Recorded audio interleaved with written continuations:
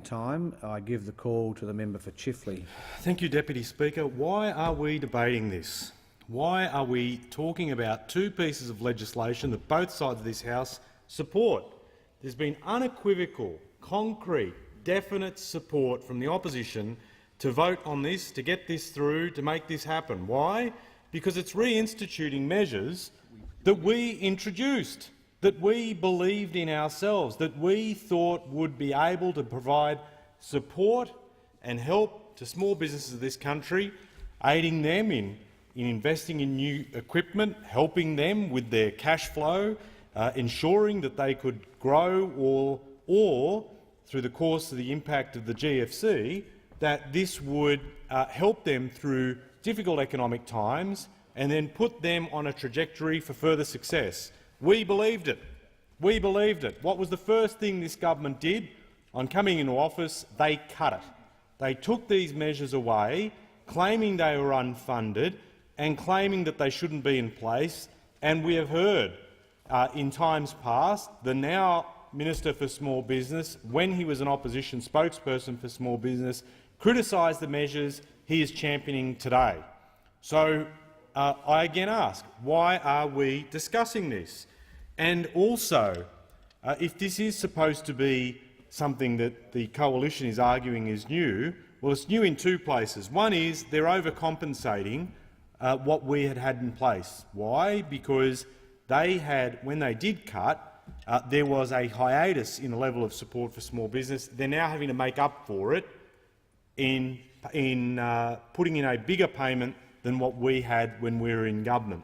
They're also doing it because they have to. Economically, they're forced to, because the impact of their 2014 budget on confidence, on consumer spending, on business investment as a result means that they now have to put the money in to see this investment happen. When you see investment, when you see CapEx at the levels that it is and that it's failing to lift, you can tell straight away that they need to do something to support it, which is why they're putting it in at the level that they are. We're happy that they're putting these measures back. Let's get it done. There is no need for us to continually debate this. The government through the week called on us to support their measures. In fact, I am reminded of the words of the Small Business Minister when he said, in question time, on 28 May, the legislation is in this place. Let's get it through this place in a hurry and let's see if Labor's true to its word. It's not about the backswing, it's all about the follow-through. Let's follow through and get these measures enacted. Said on the 28th of May. The only problem was on the 12th of May when the budget was brought down, we indicated there and then we would support these measures.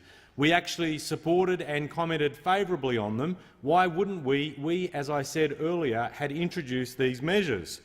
And we'd also reconfirmed in a number of other places, not least of which being in this place during question time.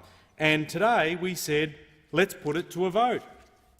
We said, bring it on. Let's have this vote. Let's move on, get the legislation to the Senate. And yet what happened? We were denied it. Why? Because those opposite wanted to have a speech-led recovery. They had all their members ready to let loose with their sort of soliloquies, telling us about how close they were to small business, how much they supported small business. And instead of action, instead of getting the support for these pieces of legislation, those opposite did not want the resolution, did not want the matter to be put, did not want to have the vote happen.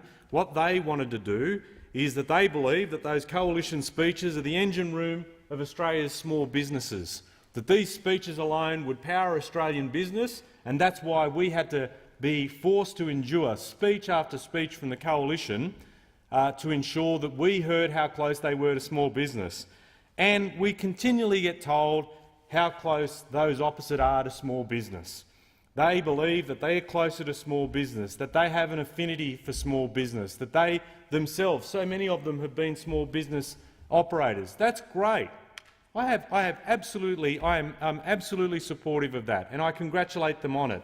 But if they are so close to small business, why did every single one of them support a cut to those small businesses when the government removed those measures, and not only removed them, made them retrospective, and had that impact on small business. They tell us they have an affinity with small business. They tell us they understand small business, yet they voted to stop measures that supported those businesses, made them retrospective, put that pain on small businesses. They are not friends of small businesses. They betrayed small businesses of this country in their measures, in their actions, in the way that they refused to support them on the way through. And now, in an attempt to rebuild their credibility with small business, they've put forward these measures that they reinstitute the measures that we had in government that should have been in place for a lot longer. And instead we have to listen to them like wind-up toy monkeys banging on cymbals, wind-up monkeys banging away at their cymbals, telling us about how close they are to small business. They've been told, I understand, that they're only supposed to speak for 5 minutes to try and get this through quicker.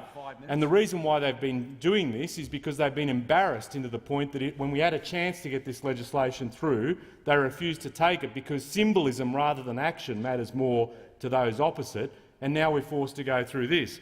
I will not speak for the full 15 minutes. I am more than happy to cut my contribution. I'm happy for them to cut their contribution because I would rather us get to a vote, put these measures in place and get to a position where we get this up to the Senate and through. And we have also indicated we will not submit it to an inquiry process, that we're happy to see again the vote put to the other place so we get these measures in place ahead of 1 July. But on the way through too, let me also make a quick few observations about the government's claims that this budget is also friendly to another section of small business, startups.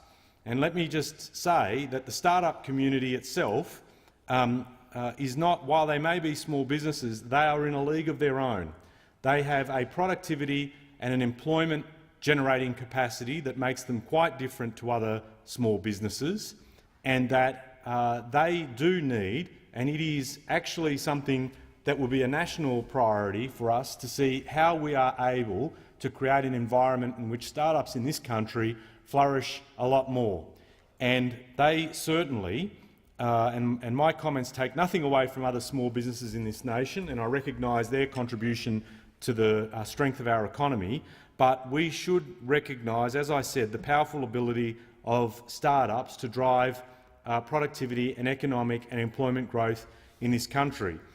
You can't keep saying in a federal budget that you support startups but not actually do anything to support them.